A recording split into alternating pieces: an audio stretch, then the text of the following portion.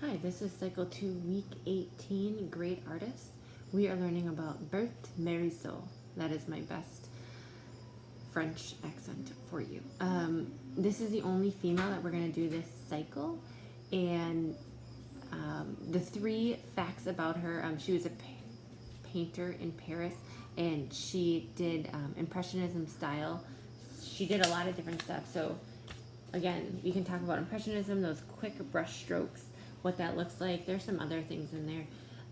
I do want to note on number 2, she married Manet's brother, and it's not Monet. There was a Monet and there was a Manet.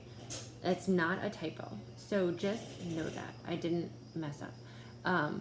Anyway, point of that is that Manet was also very successful, and by marrying his brother, his wealth allowed her to pursue painting because women at this time did not get to paint. And so she didn't actually get to be recognized by any great institute, and she didn't get to essentially go to school, for is a better terminology for it. But other artists that were around at this time thought that she was good, but she couldn't be formally taught or teach others. So those are the facts for the week. Just please put your paperclip back on and your Post-it and put it back in the blue folder. Thank you. Our activity this week is globby texture art, is what I said. So Morisot used very heavy globs of paint to paint. That's just how she liked it. So we're going to use different globby techniques to paint. And this is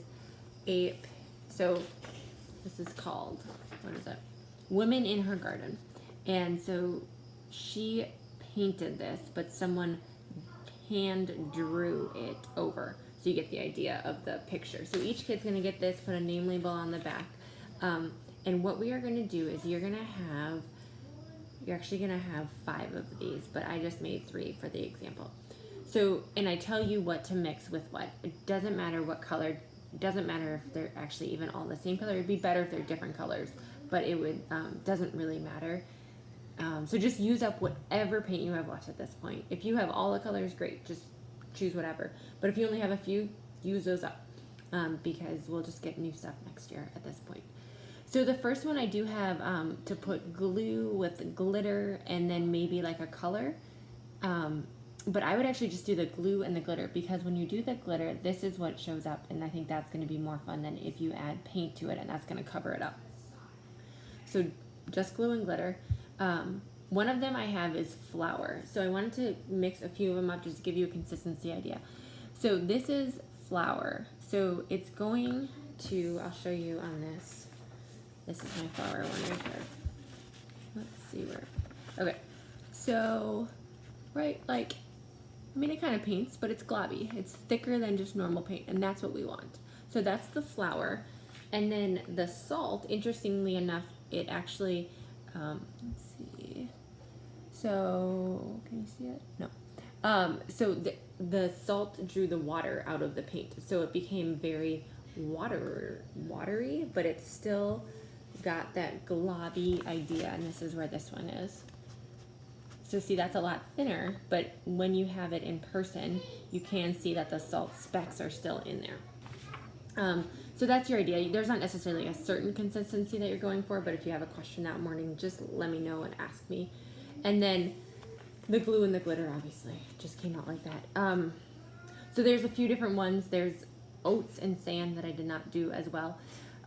Their goal is just to kind of try the different techniques, and then what we're gonna do is, so like, depending on how many kids you have that day, you will let each kid or a group of 2 kids have one paint, and then what they're going to do is they're going to paint with this for like 2 minutes, and then they're going to pass it, and then they're going to take the next one, and then they're going to paint with it for like 2 minutes, and then they're going to pass it. Okay, so you get the idea. So it's going to pass all the way around your table or wherever you're at to get it back. And then, so there'll be 1 or 2 brushes in each of them. You have 5 Dixie cups for your class, so just dump yours out, and then the next art class can make their own paint globs, whatever, in Dixie cups. So I think the biggest thing is I would end a little bit early, if you can, because I think that there's a great thing to talk about some of the challenges and the advantages of painting with texture. So texture is really fun because it just gives it more of a dimension, right? But it's also really hard to paint with because it doesn't let you get in the lines as easy and it doesn't look as smooth and even and nice. Some of the disadvantages of it, it's just like I said, the salt pulled out the water, so that was really hard to do, or it wasn't necessarily consistent between one texture and another, those kinds of things. And some kids might have other great ideas too. So let's just like hear those out and just kind of talk about that for 1 or 2 minutes. There is a Maddie and Dada YouTube video for Berthe Morisot if you want to watch that, or send it home with your parents. And yeah, throw away obviously all of the Dixie cups at that point. If any of your paint is pretty low, like there's just not really a lot, just throw that out too, and we'll just get new stuff next year because this will be the last week that we need the paint. So make sure all the brushes are really clean, and when they are done, please put the brushes back in the bag, but don't close it, because when you close the bag and it's wet and then you don't look at it, then it gets moldy.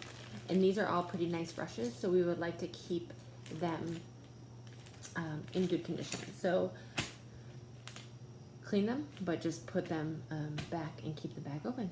Thanks.